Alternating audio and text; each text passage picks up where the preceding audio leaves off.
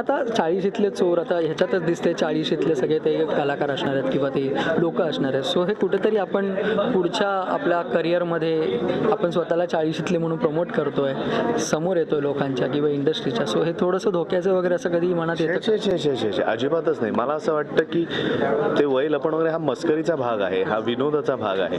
मला असं वाटतं उलट आपलं जे वय आहे ते आपण बिनधास्त कॅरी करायला पाहिजे. उलट म्हणतात ना ओल्ड वाईन ही जास्त छान लागते, तसंच आहे हे. सो वय लपवणं हे विनोदाचा भागाशिवाय दुसरं काही नाही आहे. आपण ज्या वयाचे आहोत ते वय आपण लपवून काही साध्य करत नाही. आपण रादर अनुभव कमवत असतो.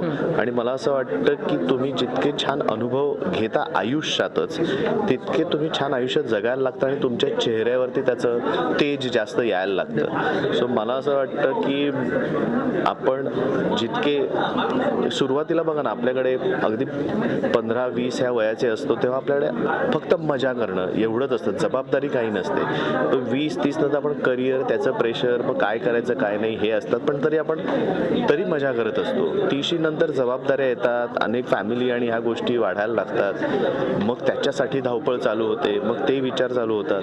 पण 40शी नंतर त्याच्यानंतर आपल्याला हे अनुभव आलेले असतात.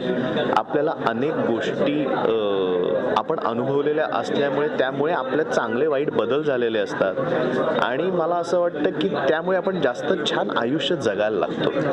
आणि त्यामुळे वय लपवण्याचं वगैरे काहीच गरज नाही. बिनधास्त मी सांगेन माझं वय काय आहे ते, आणि तुम्ही लपवून काय होणार, शेवटी लोकांना कळणारच आहे ते. माझ्या मते काम तुम्ही जास्त छान करणं हे गरजेचं आहे, आणि त्या वयात तुम्ही काय काम करता हे जास्त महत्त्वाचं. रत्न मराठी मीडियाला सबस्क्राईब करा, बेल आयकन बटन दाबा आणि ह्या व्हिडिओला नक्की लाईक करा आणि तुमच्या प्रतिक्रिया कॉमेंट बॉक्समध्ये नक्की कळवा.